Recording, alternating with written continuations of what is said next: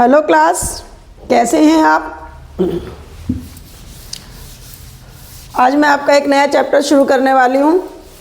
France हम लगभग समाप्त कर चुके हैं और चैप्टर नंबर 2 है ना, यूरोप में के समाज में परिवर्तन, आपकी बुक्स में है।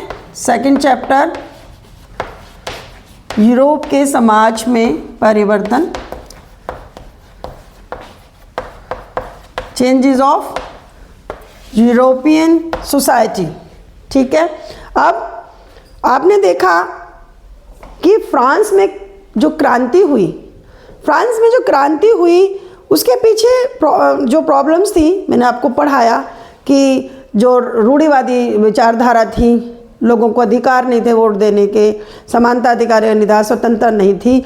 और फ्रांस की क्रांति में इन्हीं चीज़ों की डिमांड हुई कि हमें एक ऐसी सरकार चाहिए जो स्वतंत्रता और समानता और प्रभुता के जो विचार हैं उनके आधार पर बनी हुई हो। हमें एक संविधान चाहिए, हमें समाज में जो ऊंच नीच है उसको ख़त्म करना है। इस तरह की जो विचारधाराएं थी वो फ्रांस की क्रांति में थी।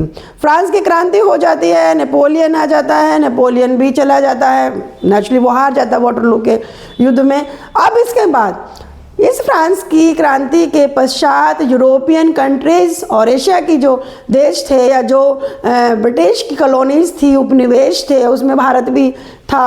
अब इन सब देशों में अब बात आती है, चर्चा होनी शुरू हो जाती है और ये कहते हैं यार फ्रांस की क्रांति में ये सच्चाई है कि जो फ्रांस की क्रांति हुई उसके विचार तो बिल्कुल ठीक थे, है ना। अब ये जो फ्रांस की क्रांति हुई इसका मतलब कि अब हमारे समाजों में भी परिवर्तन ज़रूरी है। जो उसके विचार थे वो विचार एक्चुअल में बिल्कुल ठीक हैं। आने वाले समय में अब ज़रूरत पड़ने लगी है कि हमें अब नए विचारों के साथ चलना चाहिए। इस तरह की चर्चाएं गर्माहट पकड़